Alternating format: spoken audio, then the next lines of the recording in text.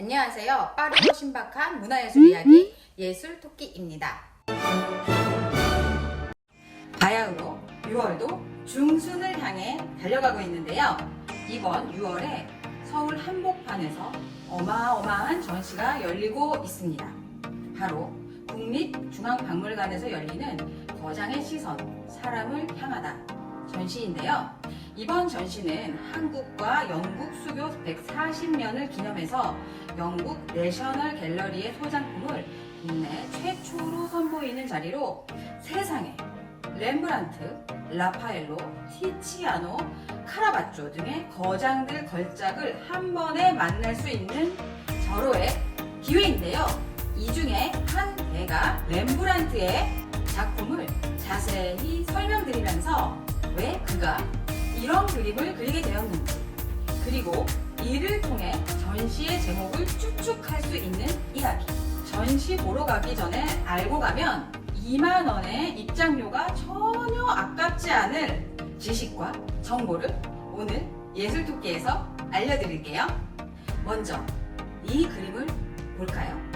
한 노인이 앉아 있습니다. 비스듬히 쓴 모자의 왼쪽으로는 벗겨진 이마가 드러나고요. 그 위에 검버섯도 보이죠?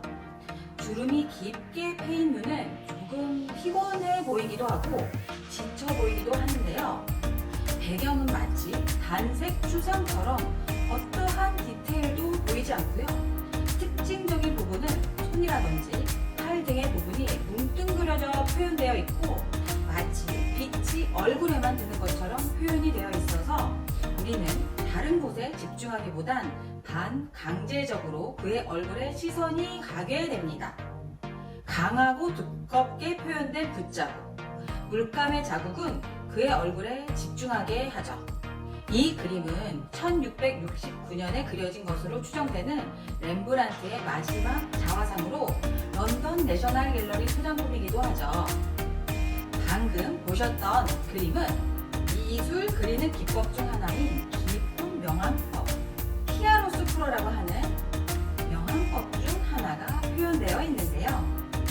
나이 든 얼굴만 밝게 비추는 듯 하면서 오히려 눈밑이나 이마의 주름은 더 깊게 패인 듯 보이고 콧날에 생기는 그림자 때문에 얼굴이 확 대비되죠. 이 그림이 그려지던 당시 유럽에서는요, 자화상이 사실 화가들에게 인기 있는 소재는 아니었어요.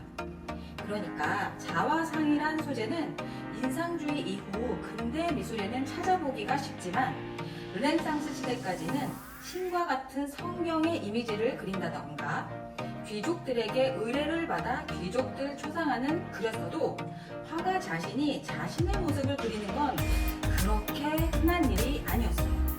물감이랑 캔버스가 비싸기도 했고 화가가 스스로를 향해 그림을 그린다? 뭐 이런 깊은 생각 속에 그림을 그리는 일은 흔치 않았을 때였죠. 그런데 왜 그럼 렘브란트는 자화상을 이렇게 많이 그렸을까요?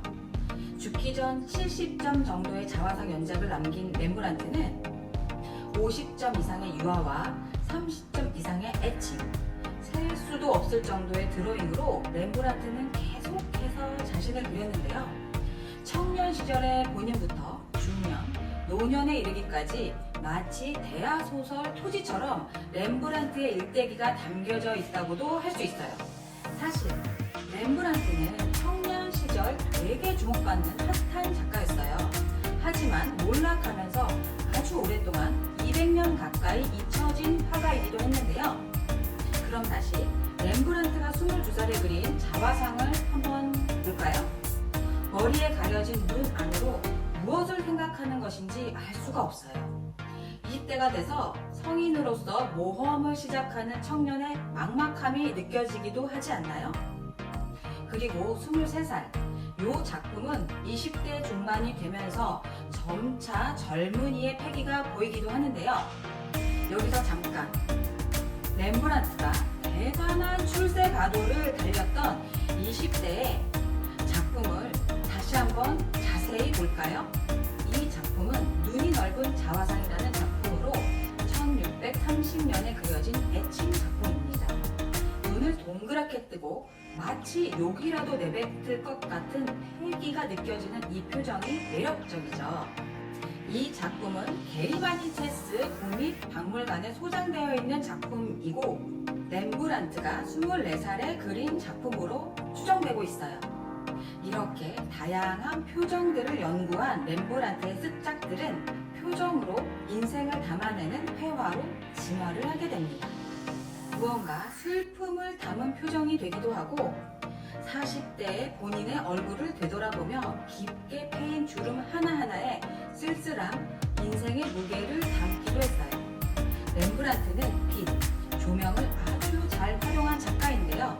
자화상에서도 그의 재능이 드러났기 때문에 단색에 가깝게 표현된 배경은 마치 추상을 떠올리게 하죠.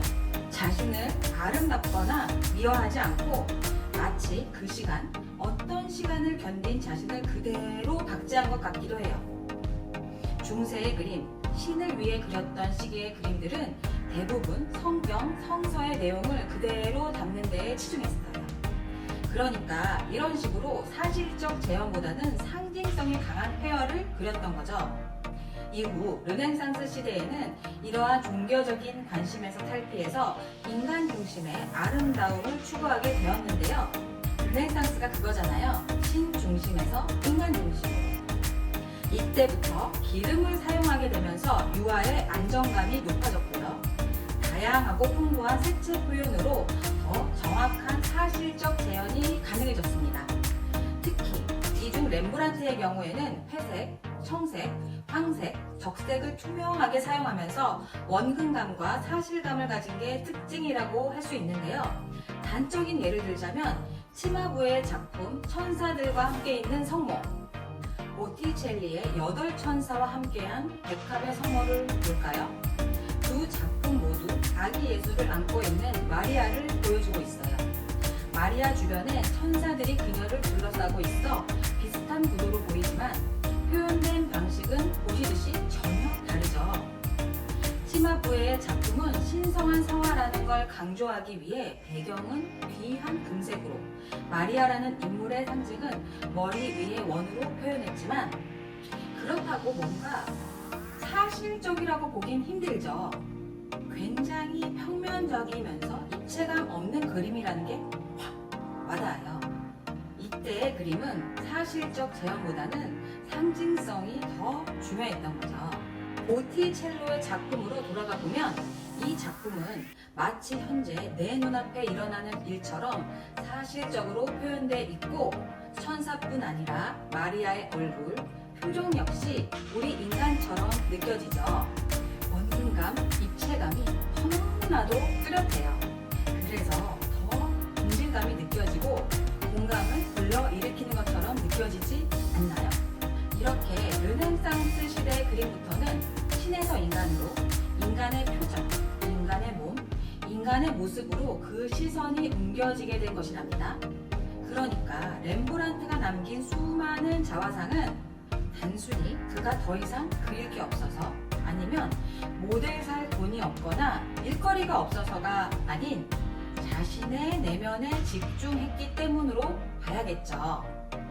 신이란 절대자, 권력자로 향하던 우리의 시선이 우리의 내면으로 이동한 거예요.